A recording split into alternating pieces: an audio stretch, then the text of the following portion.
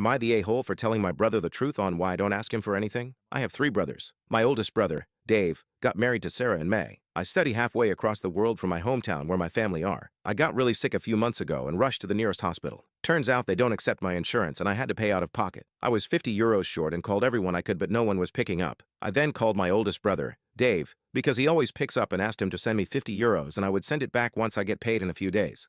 He told me not to be ridiculous and he didn't need me to pay him back 50 euros. Sarah called me that night and asked how I was doing. After the chit-chat, she asked if I could ask someone else the next time I need money because my brother is a married man. I was shocked, but I apologized and said I offered to pay him back. She said it's fine, but next time, I should plan my finances in advance so I won't have to rely on a married man. It's my birthday soon and Dave called to ask what I wanted. I said nothing and that I was fine, but I appreciated him asking. My other brother called to ask what I wanted and I said I wanted some money to heat my apartment. I couldn't afford to heat it this month. He was baffled that I was so broke I couldn't afford heating and I wasn't saying anything. He started tearing up on the phone at me and ended the call, and sent me $500 later. I guess he told Dave about the call with me because Dave called me and started interrogating me on why I just told him I didn't need anything. And then asked my youngest brother.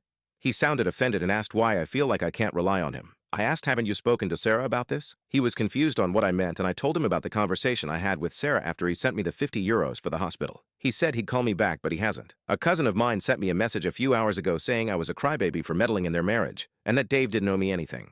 When did I say Dave owed me anything? I have never relied on him for anything, nor do I plan on it. I mean, I feel bad that Dave and Sarah are fighting over it. I can't help but feel weirded out that Sarah did that behind his back and he had no clue. I've been extremely anxious and I can't stop shaking. So my middle brother called me yesterday and asked me to explain what's been going on and I did. He's always had quite the temper and got very angry about the Sarah situation. He mentioned how Dave is paying the rent for Sarah's 22-year-old brother's apartment. So for Sarah to ask me not to ask Dave for anything at all was so messed up when her own brother is getting his rent paid every single month by Dave. GBH, this made me mad. It's okay for Dave to support her brother, but God forbid he sends me 50 euros for an emergency, right? Anyway, Dave called me and we had a heart-to-heart conversation. I explained to him what I've been going through here and he was silent for a while. I did mention that if I was in urgent need of something, I still had my other 2 brothers to ask, so it really wasn't that terrible. He said he felt so guilty that I was suffering and he didn't know. He said he won't tell me the details about his discussion with his wife, but he was heartbroken that she would even think of telling me not to rely on him, and has asked her to give me an apology, which she said she did, but at the time of the call I hadn't received anything. I said I haven't gotten an apology from her and he told me to check my messages again. Still nothing. He was silent for a while and just sighed. I also mentioned the text my cousin sent. Sarah has this secret Twitter account that I follow her through a burner account. It doesn't have her picture or name, but I know it's her because my cousin messaged that account on Sarah's birthday saying happy birthday. Even with what she tweets, yeah, I could tell it was her. Anyway, she replied to a tweet of a woman who tweeted about how she has no in-laws because her husband is an orphan with no siblings, and Sarah replied saying goals. I don't understand how you could love your partner and wish they had no family unless the family were genuinely toxic or something. But this was a step too far. She can dislike us all she wants, but tweeting this weird stuff is so childish and petty to me. You wish your man had no family because of an incident over 50 euros? Someone get this lady some help. Anyway, I sent it to my other 2 brothers, not Dave, and one of them forwarded it to him. Long story short, Dave was staying with my other brother for a few days after that day, and now he's moved back into his house, but Sarah is back in her hometown. I haven't spoken to Dave about it because I'm sure he's going through it, and he isn't the type to speak about his marital issues to me, so he wouldn't give me the tea anyway, but things do not look great. Not sure if this is relevant, but my other brother told me about an incident where Dave and Sarah had a sort of small argument months ago on the dinner table because Sarah was making fun of an old man she saw at the supermarket who was buying pads.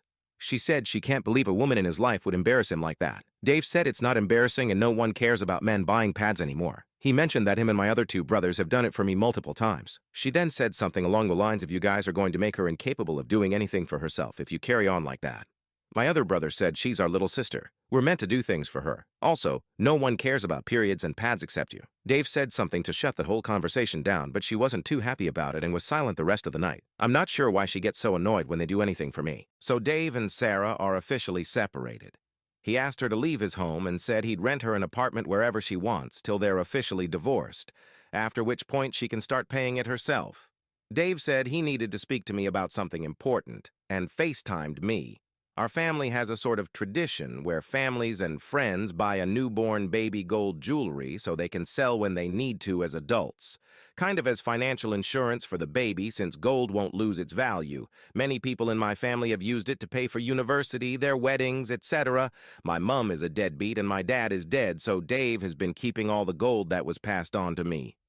Anyway, he said he created a hole in the concrete of his house and stashed it, along with some other valuables. Don't ask me why he did that. I'm confused too, lol. Sarah stole about half the stuff that was in it. He found out because the hole was in the closet of his bedroom. The hole was underneath the half of the closet that Sarah's clothes were covering. When Sarah had moved out and there were no clothes to cover every inch of her side of the closet, he realized the tiles that covered the hole were not fixed into place and looked very messy. Like it was obvious he hadn't left it like that himself. He called some guys to come drill the hole so he can make sure everything was inside, and he saw that half the stuff were missing. Dave said he hadn't ever mentioned the hole to Sarah, so he isn't sure how she found out. By the time he got in touch with her, he said he would call the police if she doesn't return everything. She brought back what she had, but admitted she sold some of it, the jewelry that belonged to me. She said she would pay Dave back in cash for what it was worth, but can't do anything else.